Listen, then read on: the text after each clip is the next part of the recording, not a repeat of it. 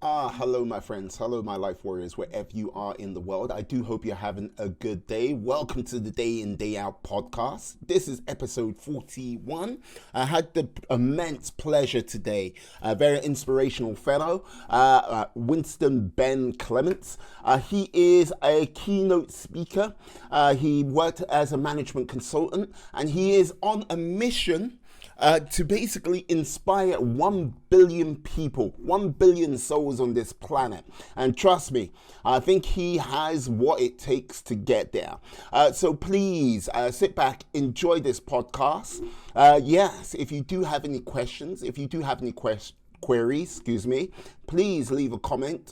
Feel free to get in contact with us and we'll be happy to help. But enjoy the show. Have a great day. Stay well, stay safe, and be awesome. Peace. Haha. Okay, hello, my friends. Hello, my life warriors, wherever you are in the world. This is the Day In, Day Out podcast. This is episode 41. Today, I have Winston Ben Clements on today's show. I've got to say, he is a keynote speaker, inspirational fellow, and he is out to inspire 1 billion souls on this planet. How are you today, sir? How are things? I'm very well, Muyiwa. It's really good to connect with you here. It's good connecting with you. Yes. So, how can I say? Look, you're out to connect with 1 billion souls. How did you get started on this path? May I ask? Yeah, sure.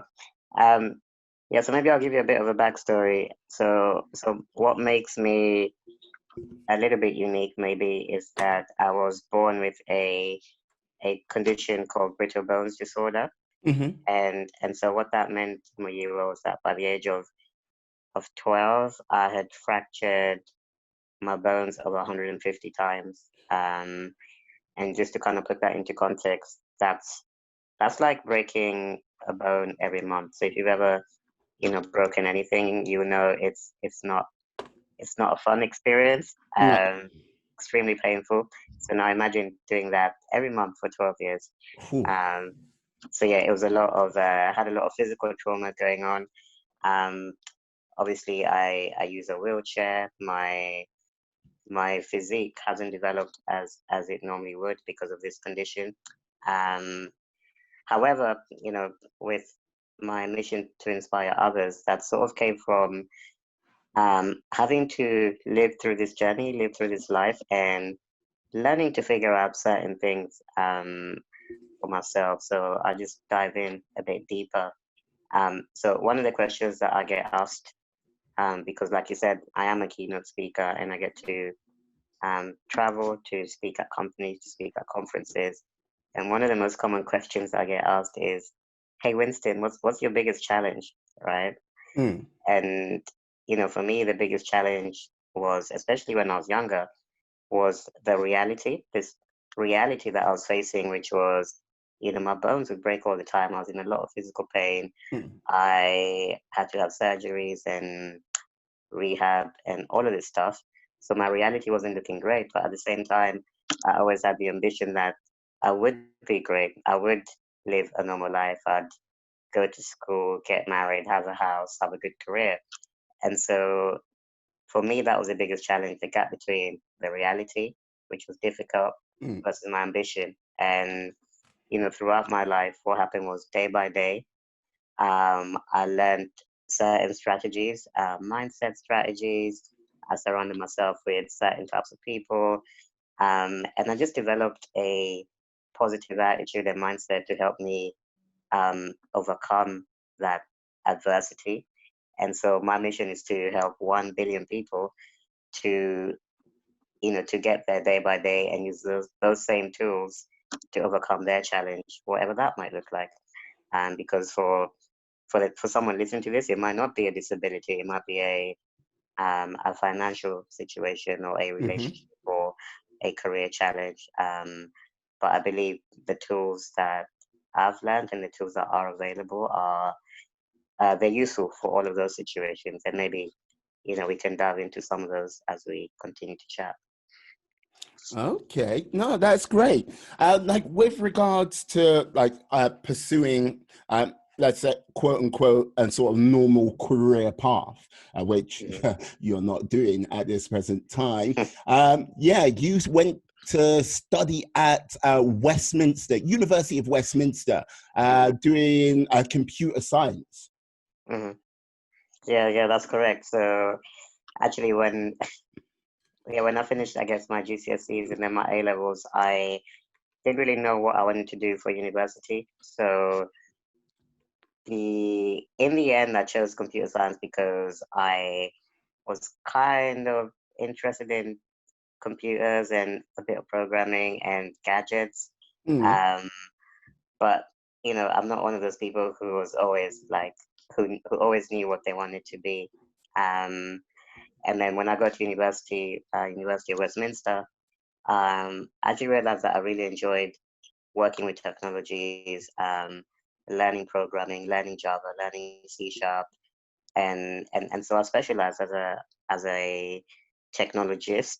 And then after uni, I went to work for a bunch of multinational companies within initially within financial services, and then kind Selling of your soul out, I see. transitioning. Sorry. Selling your soul out to the financial services. Yeah, exactly. You know how it is. So I did that, and then I did like a bunch of like management consulting companies as well. So that was sort of my 8 to 10 year IT career before I became a speaker. Okay. So with regards to like after graduating and like going into these companies, Mhm. basically while you were at university, was this where you started to develop some of your mental techniques to help get you through? Maybe even before that, maybe even as far back as like primary school or younger. I think one of the stories that I tell often is actually literally my first day of school, Mahira. Um, I remember because I'm quite a social person, and so even though I was really young, I remember I was really looking forward to starting school because for me, school was just going to be a big fun house, like make so many friends and learn some new stuff, but more importantly, make a lot of friends. No, And when I hear someone say it was going to be a big fun house, there's mischief in like comes into the eye with that. Okay, yeah, no worries. Yeah, please continue. Yeah. yeah, I think I was sold a dream maybe, but Okay. but then I show up to school on this first day, and it was actually a challenging day because this was the first time I'd been in a new environment um with other kids who hadn't really come across someone who looked like me Mm. because I'm entirely different. I was much smaller than even the smallest kid in my class. Obviously, I use a wheelchair. Obviously, I was a lot more fragile because of my bone condition. Um, and so at the end of that first day, I actually realized that I hadn't really made any friends, which was like my big motivation to go to school. So it was a bit disappointing. Yeah. And I remember going home that evening and saying to my parents, "Hey, I don't think I want to go back to school tomorrow." And obviously they were like, "Why?" And I said, "Yeah, I don't think the other kids like me. I don't think I'm gonna make a lot of friends in this place." But one thing they really did, which helped me, was they encouraged me to stop focusing so much on my disability because I kept saying, "Oh, it's because I have this disability. Maybe that's why they're not being friendly towards me." Mm. So stop focusing on the disability because um, you shouldn't be using that as a disadvantage. You should actually be using that to your advantage, right? Um, and so the next day, I went in with this new mindset. This is literally like day two of school. Um, and, instead of focusing on what I couldn't do, I focused on what I could do, Mm. which was, you know, just being myself, like unleashing my personality, being humorous, telling stories, um, getting involved. If I saw another kid playing a game or playing with a toy that I wanted to play with or to get involved in, I'd just join in, as opposed to day one. where I was kind of just sitting back and hoping they would come to me. Mm. So that proactive mindset is something that was gifted to me maybe by my parents really early on, but has really helped me throughout my life, in always being willing to at least try for things, even when it might not feel easy or straightforward. I liking it. I liking it. Like, yeah. So we're like going forward, using like being a little bit more proactive. Was it a case of it came to you immediately, or was it a case of it took a little bit of time to sort of develop that? How did it go? Yeah, I think with habits, it always takes time. And with the proactive one, for example, I really like that as a foundational lesson, because we actually all have these situations. So, for me, my situation happened to be, that first day of school. But, Mm, you might remember times when, you had your first day at a new job, right? Or, you know, going to meet a group of friends, for the first time, or even going on a date, right? Um, and we all have these, I guess, limiting beliefs as to, oh, I don't think I'm going to fit in with this new crew because I'm different. Um, and so that proactive mindset is something that needs to be continually practiced. hmm And one of the ways that you do that is, and maybe this is a tip for someone listening, um, when you feel that fear, when you feel almost that anxiety, um, that is actually a good sign. So, like, even for me, when I was younger and initially I was feeling like, oh, I don't know if I want to go back, there was some anxiety, there was some resistance to going to school. I now take that as a good sign. It's positive, because that tells me that I'm about to do something new and to apply a growth mindset. mm, Um, Whereas by default, as human beings, what we want to do is just live in comfort, really, like stay in the comfort zone, stick to what you normally do, whoever yep. you normally speak to, like, don't bother learning a new skill because it's hard. It's not comfortable to stretch yourself. Mm. Um, so yeah, it's always like seeing that fear, that resistance, as actually a sign of, I should actually explore this further. Mm. So that's been a lesson that's really helped me throughout. Yeah, no, I get that. I get that because when too many of us sort of sit in that realm of comfort, like growth is not there. They basically, yeah, it's the same thing, same day in, day out. And with regards to all of that, when people often sit in that place of comfort, take a look back a few years later, and because the years fly by, they like, oh, how comes I haven't changed? How comes I haven't grown? And it's just like you had, like, it's down to that individual not pushing themselves, like sort of stepping up to the plate. Because when you do step up to the plate and you've got that sort of nerves in you, there's like you're risking something to make, like, possibly get a reward at the end of the day, but it doesn't have to be reward based, but it's definitely going to be something which will change you from the person you are at that present time, and hopefully make you a better person along the way. So it's very hard. I understand totally where you're coming from. And look, it doesn't matter who you are. I think everyone has accounts of that. And Mm. so it's not easy. It's quite No, difficult. it's not. But I really like what you said about, having, um, people who stay in this comfort zone, but then they end up, the months fly by and then the years fly by, Mm-hmm. and you realize that you're living a life on repeat. Um, and like, one of the things that I've discovered, you know, and maybe you'll be aware of this as well, is um, the mind cannot create what it hasn't seen, right? So, for example, I think one of the reasons why many people live their life on repeat is because they don't put any new images into their mind. Mm, So, and by images, I'm just using that metaphorically as a way of describing experiences, right? If you don't expose yourself to new experiences, mm, then your mind cannot conceptualize that, okay, I need to be extending myself in order to experience something new. if you stick to the same routines, the same friends, the same habits, then your mind will only create the same images, the same experiences on Mm. repeat, which is why you end up, living the same day over and over because you're exposed to the same things over and over.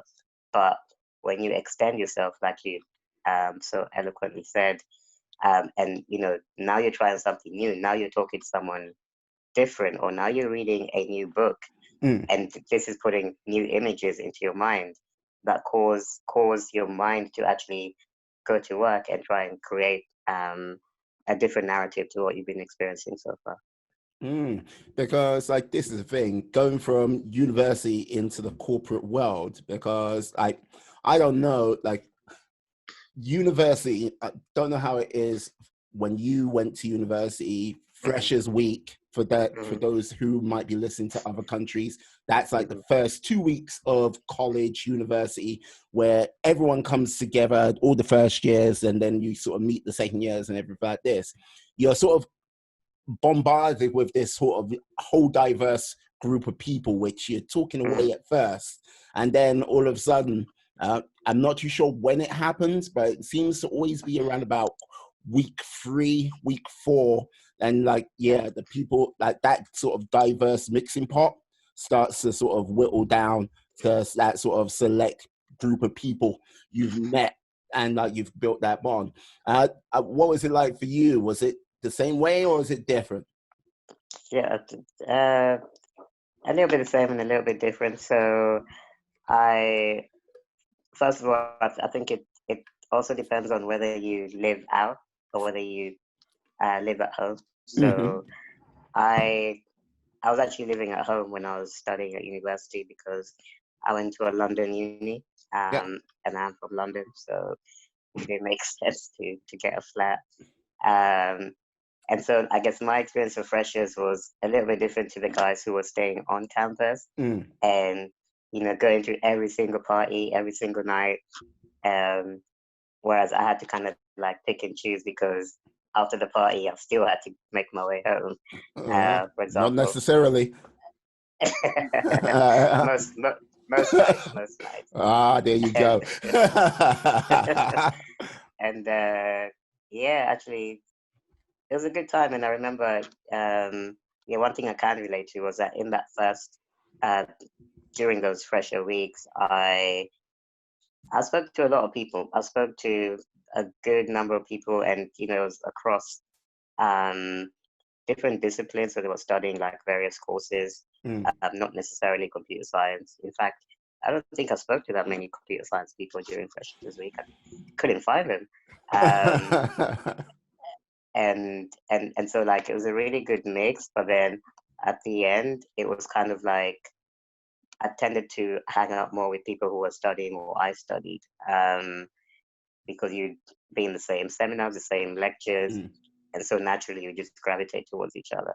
Um, but yeah, freshers was fun. Like I went uni for me was ages ago. It's more than 10 years ago.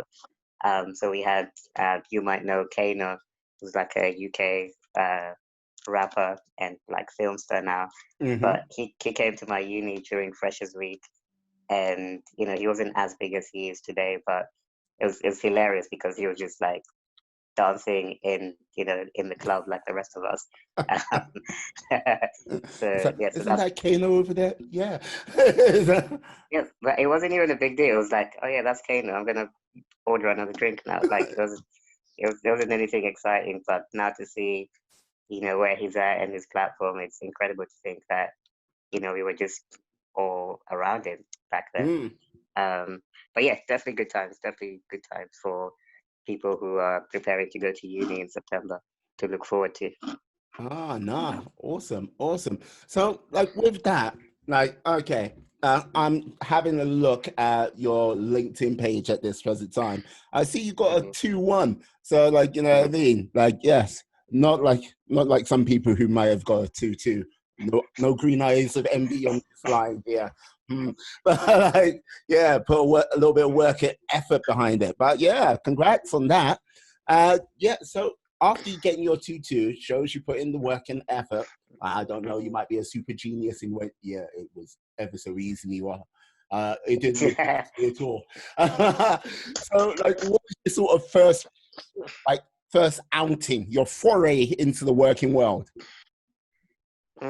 Yeah. By the way, my 2-1 was I probably earned it in my final year. My first couple of years at uni. Yeah, I cannot honestly say that I was focused.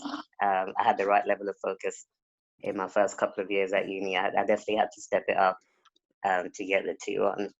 And then in terms of my first foray into employment, so that was actually in financial services. So I started off in investment banking for a massive US bank, Oh, which you can probably see on my LinkedIn if you're looking now.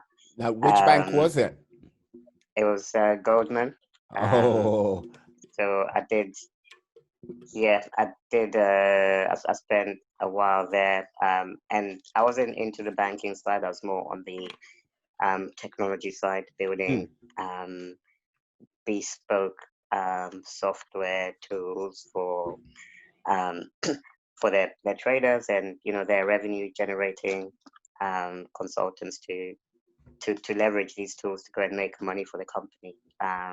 So I was more in the background, but yeah, it was a good experience, and definitely for anyone who's had any exposure to investment banking or has heard about the crazy working hours and shall we say their lifestyle. Yeah, most of it is pretty accurate. Yeah, no, I have a friend. She worked in Goldman Sachs back in the day, basically on the IT side of things as well. Yeah, she was like, she didn't really sort of go too deeply into the detail of like what her day to day was like, but yeah, she seemed to really enjoy it. Like she was there for, oh God, how many years? I think a good maybe 10, 12 years. Mm, I might be wrong about that, but yeah, now she's like at JP Morgan. But yeah, mm, but she really enjoyed it. Like, but on the sort of front, like the front of house sort of bank in Goldman Sachs, my friend dated a young lady who told me about the whole working day she had to do. Like, oh God, like the that's 6 crazy. a.m. like 10 p.m. grind. I don't know how they do it. I like there could be speculation of like there might be some enhancements going on, but all I've got to simply say is, oh God, I wouldn't want to do it. It will be a day which I'll be like going, okay, what day of the week is it? It's Yes, Monday. Oh, that's like tears yeah. come to my eyes. It's a long, yeah. I guess yeah. There's a good and a bad to it. So that obviously the bad is if you're not someone who likes working Mm. 6 a.m. to 10 p.m. like me or you or maybe a few other people, then it's a challenge because that's yeah you're gonna be worked to the bone basically. Mm. Um, But then the good side of it is, a big global company like Goldman, they will look after you. So first of all, even as a 21, 22-year-old, my first job, um, I was just making crazy money, like more money than I knew what to do with. Um, and so that's one. And then also just having that level of name on your CV so early, it Yeah. really helped me with securing other jobs going forward. So I remember even when I left and I thought, what am I going to do next? Um, and I started just applying for a few things here and there. I would get calls and they wouldn't even care too much about my skills. They'd just say, wait, did you work for Goldman Sachs? And I'd be like, yeah. And then they'd be like, okay, come in for an interview. Uh, So it just the name alone opens a lot of doors. So, but of course, you have to decide for yourself, the balance. mm. Because I think for me, I realized that, even for really good money and, working for a great company, um, I didn't want to like risk my mental health and my and burn out in that way just to hold on to those things. So I Mm. had to move on. Yeah. So what with regards to moving on, like yeah, you Mm, there, and like what sort of like spurred you to move on? You mentioned it. You had like it was a mm, great place to work. Like mm, basically, a lot more money than you like. a 21-year-old maybe should have at the time. And Mm-hmm. like, yeah, like you made a slight mention to sort of like mental health. Like, Mm. was the work-life balance just so out of kilter for what you were doing? What was the reason why? Mm. Yeah, it's probably a combination of things. Yeah, so work-life balance probably being at the top of the list. So, like we said, doing these 15, 16-hour days Mm, is crazy. Um, I think that was the main thing. And then I think for me, I also realized that I like variety. So the work was good and it was challenging, mm, but it was also I can only speak for the particular team that I worked in. Um, the work was pretty similar. So there'd be a lot of projects, but the skills that I was having to use were quite similar. mm, Um, and which is fine because I developed a really good depth in certain tools, certain technologies. Um, but what I uncovered, which I didn't know at the time, was that actually I'm the type of guy who just wants to. I just need something new in order to feel motivated and energized. mm. And I wasn't getting enough new stuff um, to kind of keep me going. And so that, and combined with like all the crazy hours, kind of became like, uh, yeah, maybe I should explore other things as well. Um, and then which is why I ended up in management consulting, which is a bit different because um, the work, as you know, is more project based. So you Mm, do a project for like 3 to 6 months, and then after that, you move on to a brand new project. It could be in a brand new city or even country. Like everything is new, so it's like getting a new job every 3 to 6 months. And actually, that might sound a bit scary for some people, but for me, I thrived on that because I just like the fresh experiences. no, no, like this is vague. I like, well, I have a friend who works in management consulting. Like basically, like Mm, he like has his own sort of consultancy, which he's like running. Like one thing about the management consultancy side, for what he says to me, and like I've seen it like firsthand, mm, yeah, you still got kind of, depending when you are in the project, you can have the Goldman and Sachs hours if you go yeah, out. I mean. that's true. Yeah, but the sort of diversity of the projects, I definitely have to agree. It's there.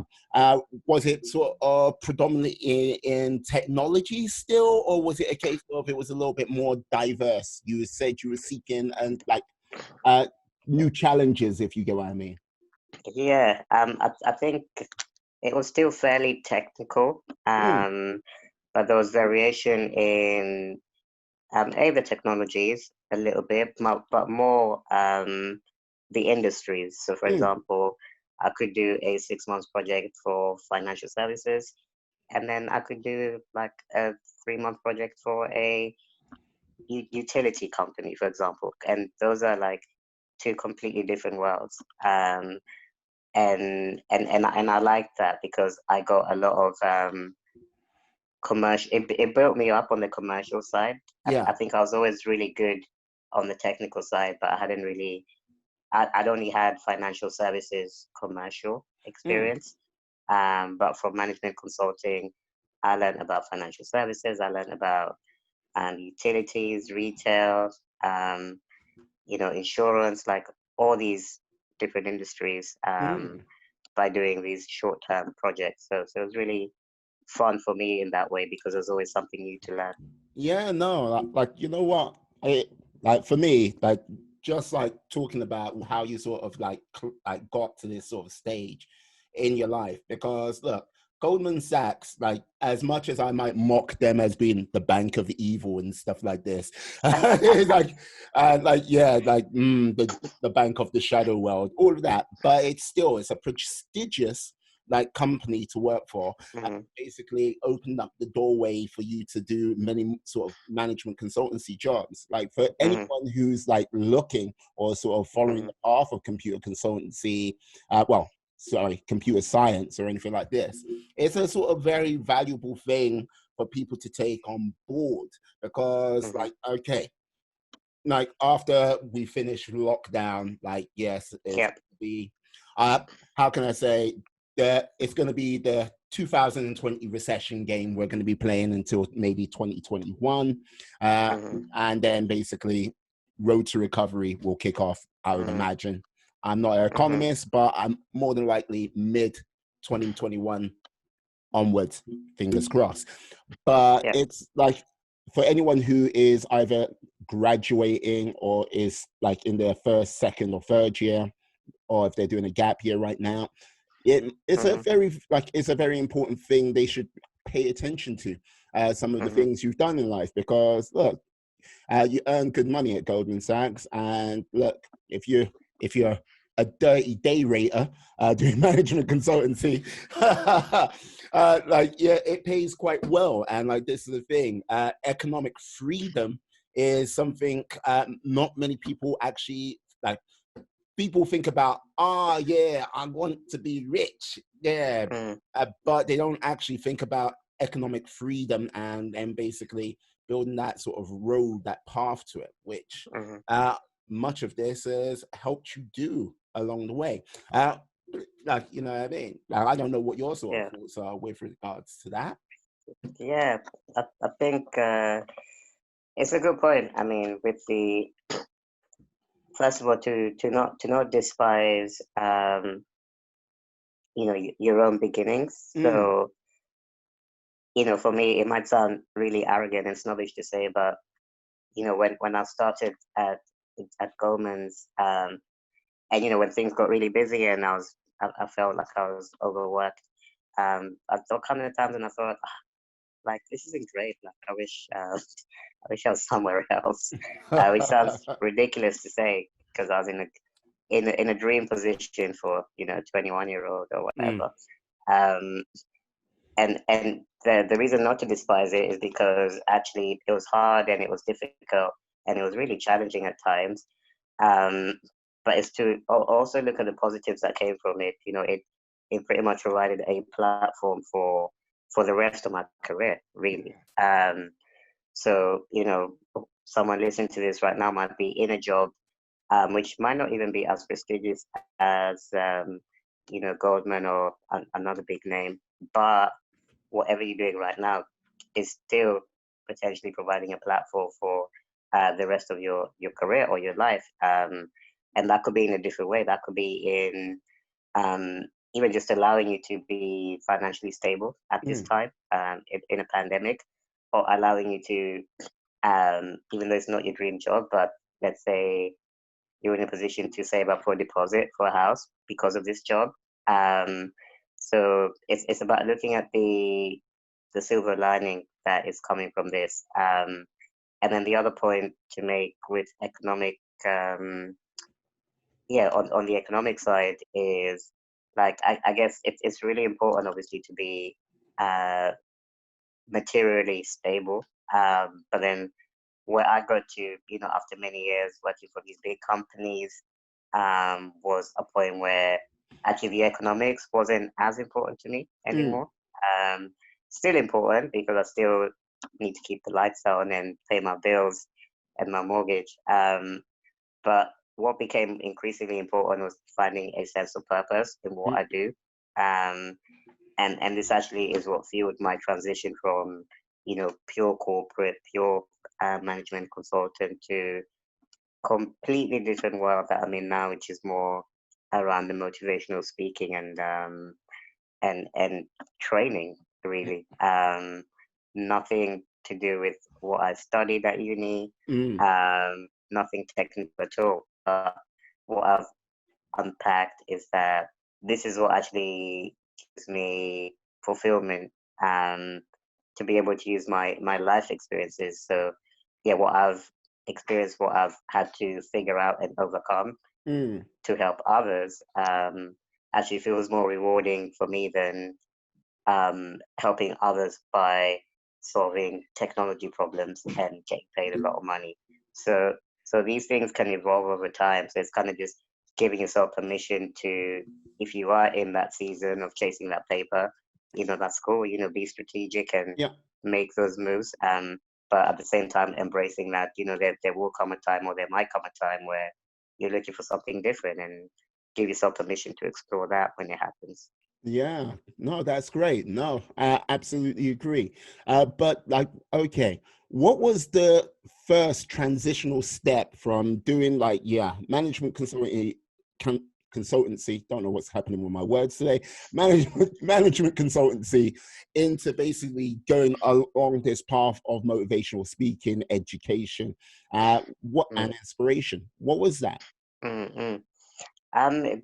It was a little bit accidental, to be honest. It was never like in my 5-year plan, gonna do management consulting, and then I'm gonna be a motivational speaker. Like, yeah, Tony Robbins, no, eat your heart out.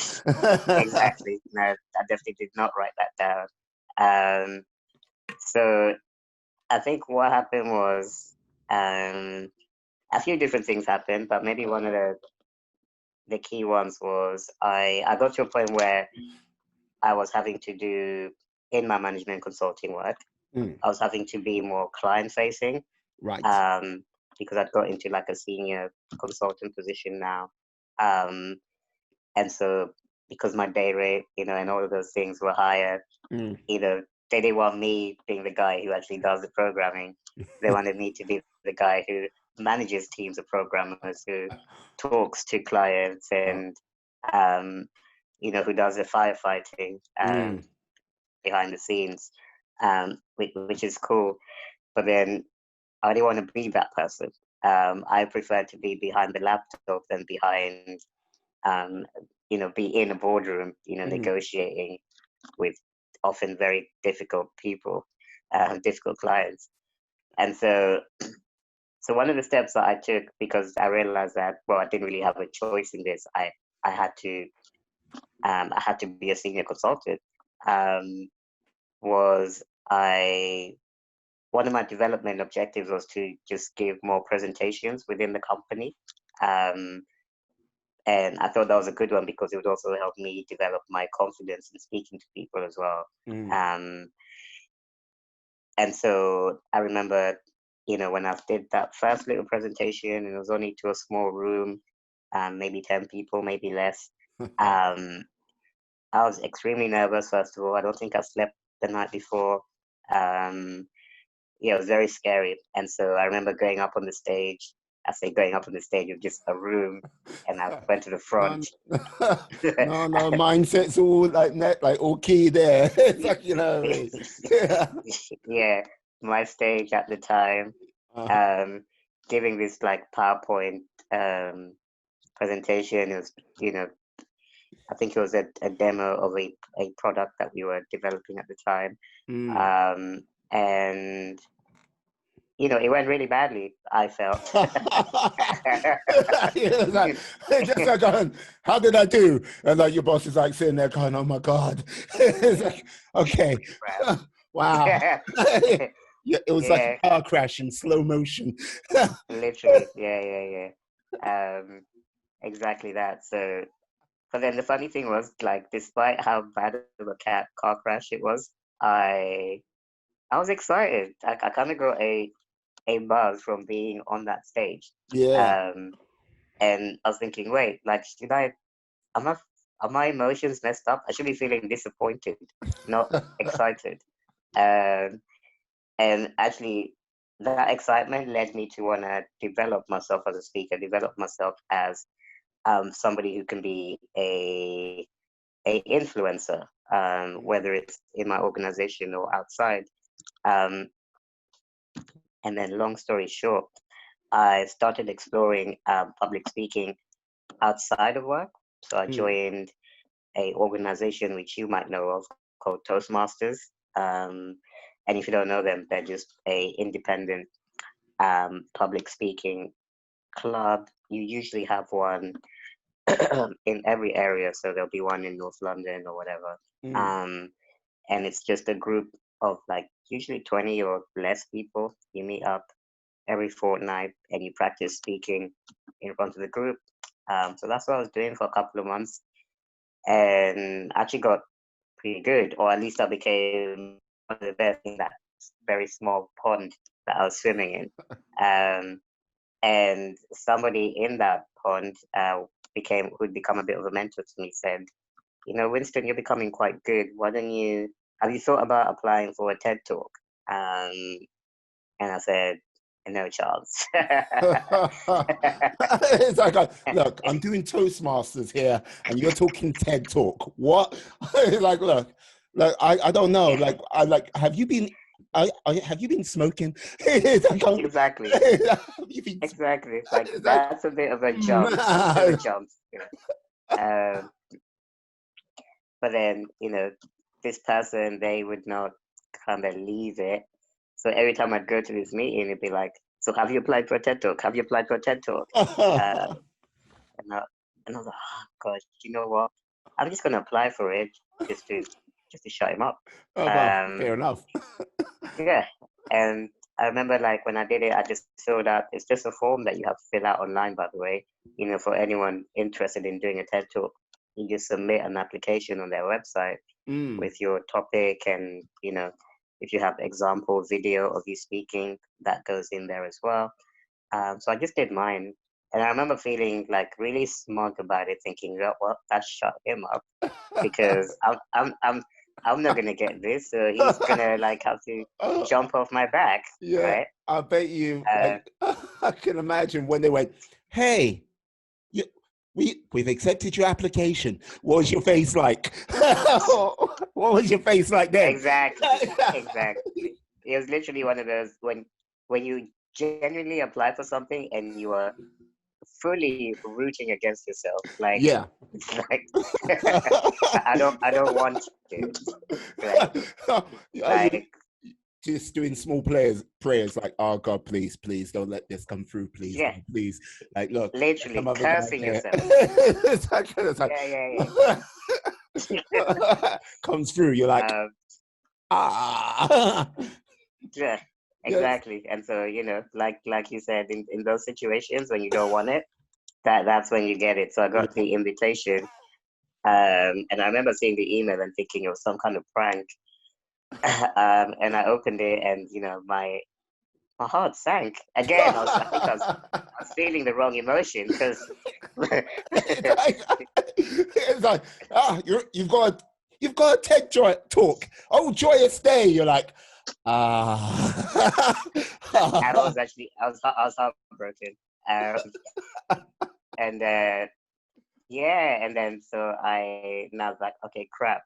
So what am I going to talk about? Because this is like a global platform.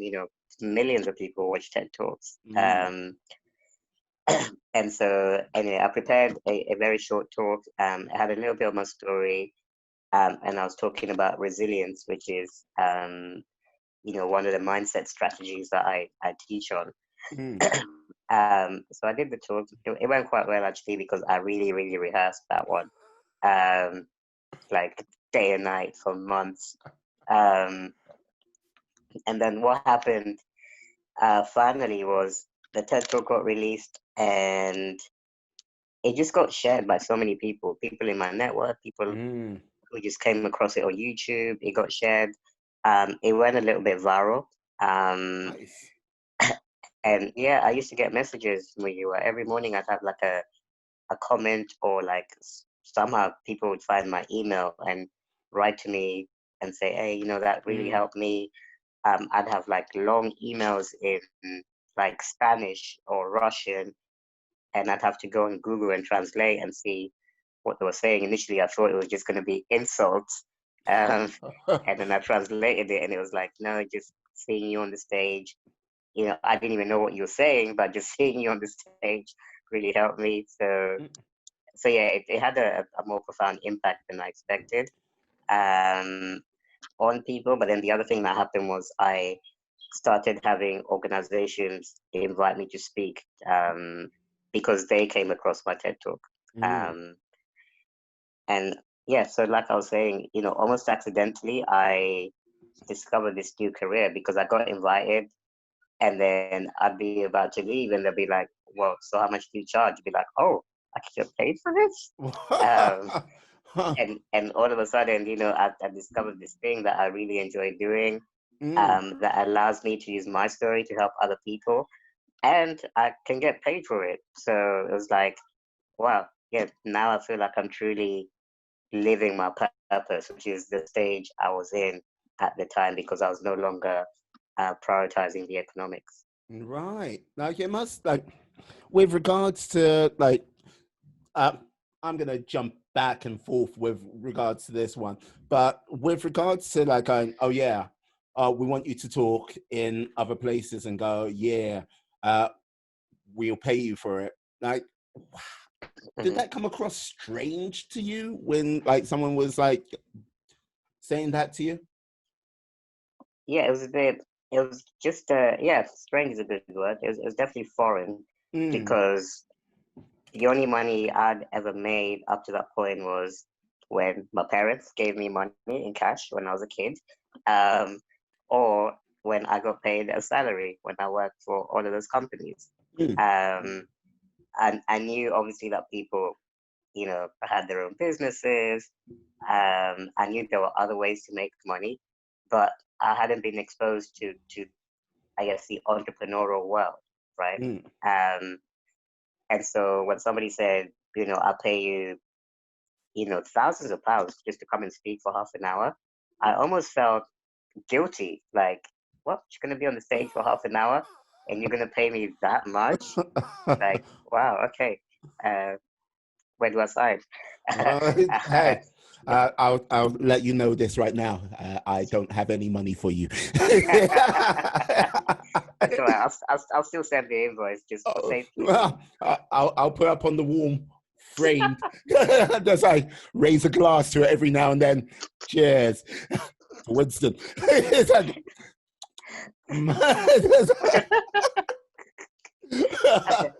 Yeah, but honestly, like more than anything, what that taught me was that you can actually you can actually find the sweet spot of doing the thing that you love, and be able to build a life from that.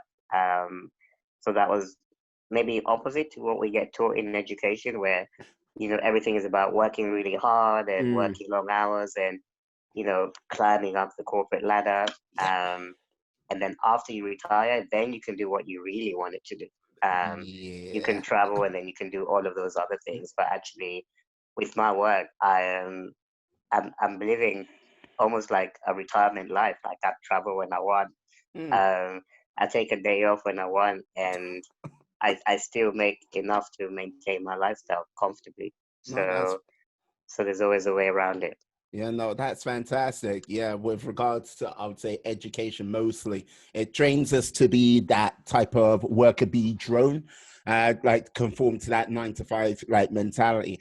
If you tell, like, if you were told you can do this, you could do that, and like you know what I mean, you could be a shining example. There is other Mm-hmm. ways of doing it. I think Mm-hmm. because you see so much. Like when I was growing up, I'm in my 40s. So yeah, when I was growing up, you just saw that sort of one aspect.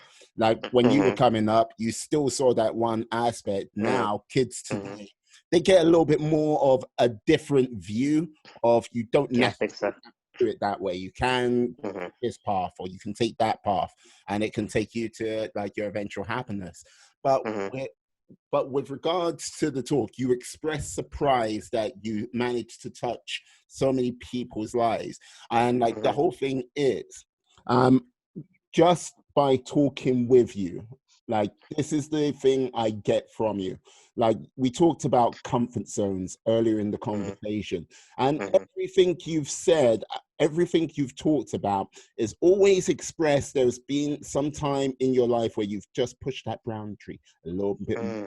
push that boundary a little bit more, push that boundary Mm-hmm. a little bit more. And like Mm-hmm. with that, like it's one of those things like when we look to people in our society which do that, and Mm-hmm. when they like when you get these people up on stage like yourself talking Mm-hmm. about it, come on now, it's got to kick off a spark in one or two people. And like on a Hopefully, platform yeah. like TED, yeah, it helps a lot. And Mm-hmm. so yeah, so I would say don't be surprised that you've touched so many people's lives. There are many a person out there what needs to hear this, and then Mm-hmm. many a person what needs to be around it, because you did express sort of building a group around you friends Mhm. who helped support you. Mhm. Um, Mhm. and is it a case of, with that group of friends, was it just you've got this crew you made in school, university, and it never changes? Or are you still forever sort of adding new people into that crew of friends? Yeah, it evolves over time. So yeah, I think of course I was like everybody else, so I had my little clique, the Mm. boys and girls from school and university that I spent a lot of time with. Um, but I think maybe what the biggest shift that has changed, maybe even more important than the personnel in the group, is my mindset around who I want to have um, in my environment. Mm. So I guess I become a lot more intentional um, with who I surround myself with, and like how they say, as you get older, you should be seeking um, not number of friends, but like depth of relationships. Hmm. And so that's where I feel I'm at. I'm at that stage now, where that's really important to me. So whether it's my partner, my romantic partner, or my my closest friends, my trusted advisors, Hmm. those are people who um, I curate very carefully, because I feel like for anybody, and I'm sure this will be relatable to you and to many other people on your platform. Um, I think when you're on a mission, um, first of all, like, a mission is normally something like that will sound ridiculous to most people, right? Mm. Um, so if I'm saying to someone who's not of the same mindset that, hey, my thing is I want to impact 1 billion people, like, it doesn't even make sense. It just sounds silly, right? It's a ridiculous statement to make for somebody who's not of that thinking, right? Um, and so for me, what's become really important is to also have people around me who are on mission as well. So, like, you've got your own mission. Mm. My partner, she's got her own mission. Mm. My closest friends, my best friends, you know, they've all got big missions, and so now we're stepping together into something that is far greater than all of us, right? Mm. And I think that's really been key for me in this stage, um, because when unfortunately sometimes we put small-minded people around us, and then we wonder why they drag us down. And often they drag us down not because they're necessarily bad people, but just because they're not on mission themselves. So they cannot relate to, or they cannot pour into what you're doing. So that's key for me. And then the other aspect of it is, in terms of continually building my community, my own events. So one of them is a mastermind, which is a very carefully selected group of 10 people. Hmm. We meet up once a month. And again, these are people who are all on mission. We meet up once a month, we have lunch together, we have discussions, we brainstorm, we help each other figure out, challenges in our own businesses, but also in life as well. Mm. Um, and these are specific challenges that maybe affect people who are on a big mission or have a big calling. Um, so that's the other way I do it, by creating these additional communities around me, um, so that I'm always learning as well from these people. So it's not just a case of, hey, Winston knows everything. No, I'm just constantly learning from this incredible team that I've got around me all the time. Yeah, no, like Mm, this is the thing. Like, I think that's what, how can I put it? That's where many people fall short of. And I think that's where many people don't understand. If you want to do anything great in this world, you need to build a team of people around you. You need to surround yourself with good people around you to, like, go, okay, right. Like, because I don't know about you, I don't have all the skill sets to fill all the buckets to do mhm, everything. If I mhm, did, if I am the only person who's got the skill sets to do everything on a project. I need to find a new place where I can actually turn to, because look, everyone's got sort of set limitations that you can push them further. It will take, I think it will take energy away from your overall goal. And like, yeah, with yourself, like basically on a mission to inspire 1 billion people. Look, doing that by yourself, 1 billion people, I don't know anyone in history where where over 1 billion people know who that person is. It's done by themselves. Like, you know what I mean? And like when you get the sort of the very few which are known throughout the planet, like your Ali's, your Madonna, your Michael Jacksons, like The Rock, you like, look, they have a big crew of people you never see, and like they're working hard, busily away. So with that, with your mission to inspire 1 billion people on this planet, like, okay, one, I'm like, why 1 billion people? Why not more? Like, yeah. Two, you have got a very long road to go on, my friend. A very long road indeed. And like, yeah, and like this is the thing. You mentioned you're working with like every month with groups of 10. Like what do you see? Like, I don't know if you've made huge steps on that path. TED Talk right now, going to other events, but what else are you going to do to get to that 1 billion mark? Yeah, I mean, it's going to be a number of things. So, first of all, why 1 billion? I think my original mission statement was to inspire 1 million people, but for some reason that it just didn't sound sexy enough. If I'm honest, like, 1 million, yeah, it almost felt like a bit boring. Okay.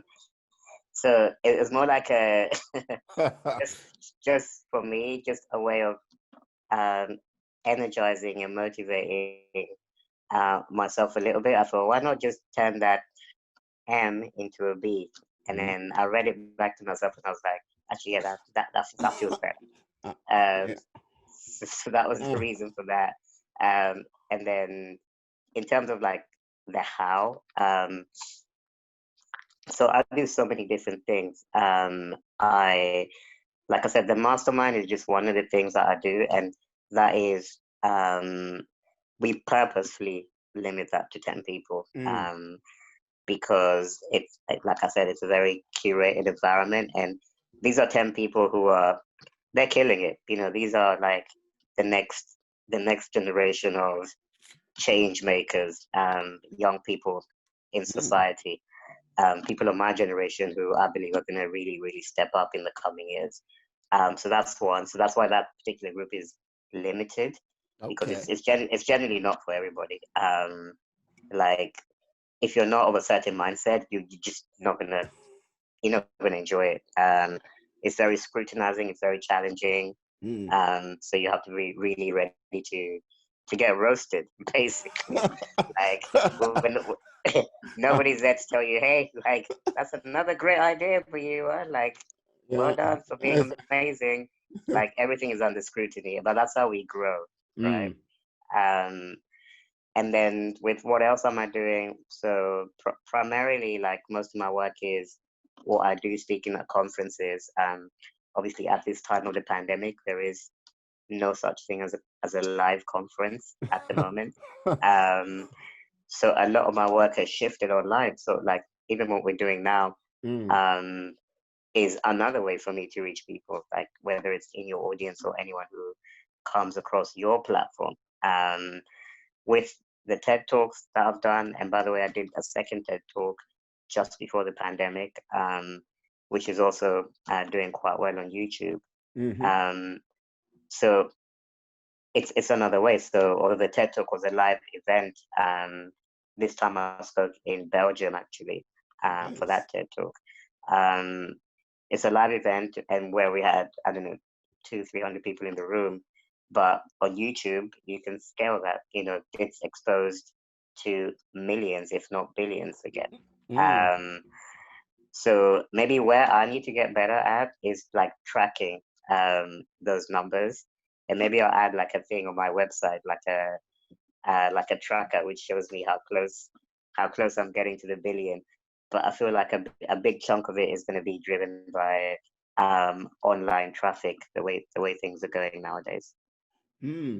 Like, so with that, like, Hmm. okay, look, we're in the time of the pandemic, let's say, and okay, events, conferences, like, uh, look like, uh, if we're lucky, this year, end of this year, but Hmm. more than like, if it's going on the more extreme side, summer next year, like, Hmm. would you take on sort of other strategies? Like, I don't know if you've got your own Hmm. YouTube channel or podcast out there at this Hmm. present time to sort of get the word out. Because Mm, mm. Yeah, yeah, yeah. So actually, funny enough, like a podcast is something that's been on my radar for a while, mm, and I have actually started like putting a few things into place for a podcast. yeah, But actually, the biggest thing that and another media that I'm using is I'm writing my first book. So nice. my book will be out in October. So Mm, I believe a book is everyone's got at least two books in them, I believe. Um, and this is my first, and I think a book is just an incredible way and such a tangible way of packaging your experiences and your expertise in a way that is easily shareable, whether through hardcover or digitally. mm, So a book is really big on my strategy. Podcast, maybe as a later thing. But I'll still continue to be involved. You said there's not going to be events, likely not going to be events until the end of the year, maybe next summer. mm. Um, but I'm still getting requested a lot for virtual events, virtual conferences. Oh, that's cool. Um, so I am like super busy with those at the moment as well. And again, the good thing with anything that's virtual is that it's scalable, because even if I speak to a group of 20 at a company, they then take that video and they save it on their learning portal Mm, where it can be accessed by the rest of the company, which could be in the tens of thousands, right? mm. So those are some of the ways that I'm kind of pushing it at the moment. Nice, nice. Like, this is the thing. I think you like. Congratulations on getting the book, and like, I look forward to seeing like, let me know when that is published. Yeah, I'll send you a copy for sure. Yeah. Outstanding. Hey, that was what I was aiming for. Nice. uh, uh, but yeah, I think with regards to like, I'm glad you're getting lots of sort of virtual like attendance work for like conferences, Hmm. webinars online.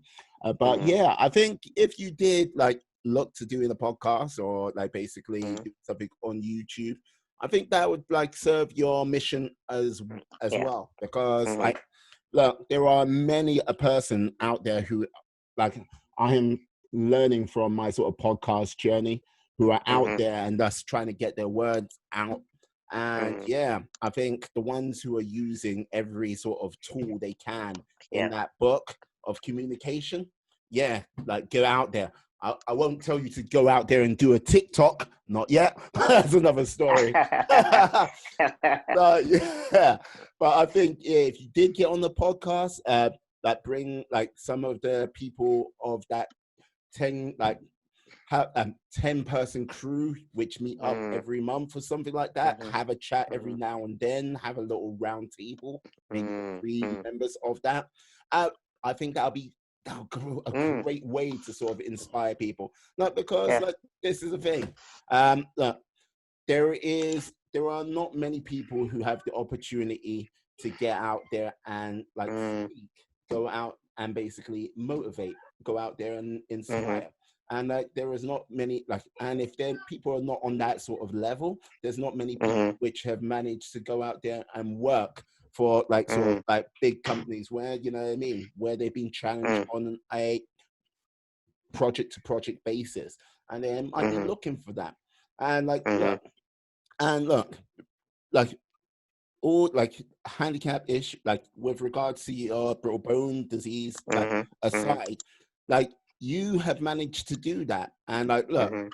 you've done that exceptionally well. So you know what I mean. Look, Thank you. Mhm. you, you're not just inspiration for like like quote unquote special people Mhm. out like who have special needs. You're doing the good work for just people in general, like Mhm. because there is so many people which have so many excuses about why Mhm. they're not doing it, and there are so many people who refuse to put themselves in that place of discomfort. Mhm. And like look, Mhm. you getting out there, you basically it's like going, hey, this is what I'm doing. Yeah, no, I appreciate that, and I think you made a good point there about perspective. One of the reasons why I really got into doing what I do now, Mm, with helping people and sharing my own experiences was um, just to give people a sense of perspective. Because when I was younger, and remember I said earlier about the reality versus the mm, ambition, and my reality was it didn't look good at the time. And I just couldn't see a path to get into those big ambitions that I had, even when I was younger. Um, but what would have helped me at that time was to have a reference, right? To see somebody who looked like Winston, or who had been through a similar experience to Winston, or mm, just another example of somebody who'd overcome some stuff and been able to achieve, you know, get closer to where they wanted to get to. And so, there are so many good examples that we have in society. mm, In all industries, musicians, actors, celebrities, other motivational speakers, etc. mm, Um, and so one of my things is I want to be amongst that crew that I could potentially be a reference even to one person, right? mm, Um, because it only takes one to resonate with you. You know, for one person, it might be that they hear Jay-Z's story and they're like, "Oh my God, mm, Jay-Z's really inspired me. I'm gonna do better today," right? mm, But for another person, they might listen to Jay-Z and you know thinking, that doesn't inspire me at all. That's not interesting for me at all. So almost in a similar way, like I want to give more options so that we have got more people that people can say, actually, Jay-Z wasn't for me, but I really like this Winston guy's story. mm, Um, that's really helped me. So that's one of my big things when it comes to perspective, being able to offer an alternative perspective that hopefully, I know I can't help everybody, but I know I can help the people that I should help.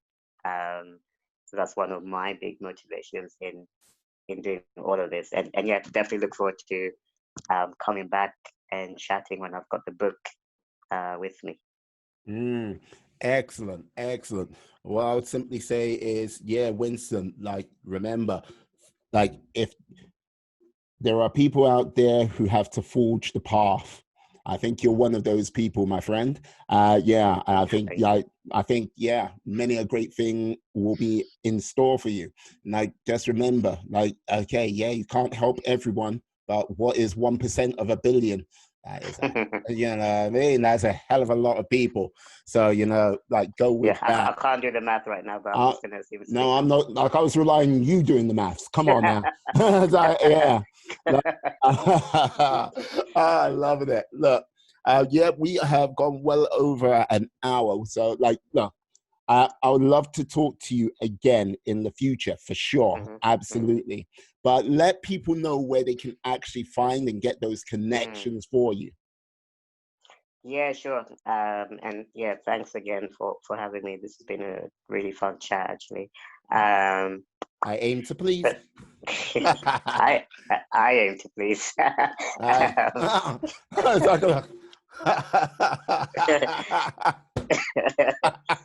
no, I think the best place for people to connect is probably just go to my website, Mhm, which is winstonclements.com, Clements. mhm, Um, because on the website, it's actually got all my social media links. So if you want to connect to me on any of the platforms. I am on all of them. You find those links on my website. And it's also got a few videos of me speaking. It's got a few of the videos that I post on YouTube as well. Mm. So yeah, so check out the website, winstonclements.com. If you want to reach out to me on social media, great. I'd love to hear what resonated with you from this conversation. Perfect, perfect. Okay, what I'll do as well, I'll put that in the show notes, the description down below, so everyone can get in contact with you.